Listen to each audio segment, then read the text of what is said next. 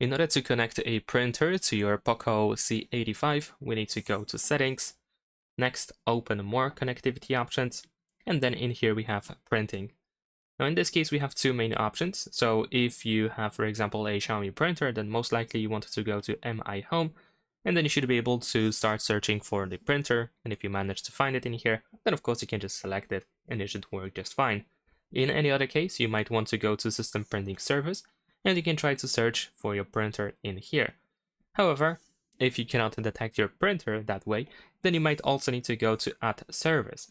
And you will open the Play Store with different plugins or additional apps that might be required to use in order to make sure that the printer can connect with your phone.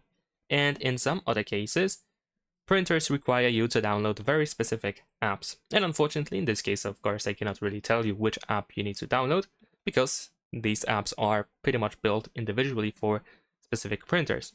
So essentially, you want to, for example, use the manual, the user manual of the printer in order to find out how to properly connect with a smartphone, with an Android, of course. And that is pretty much it. Subscribe to my channel.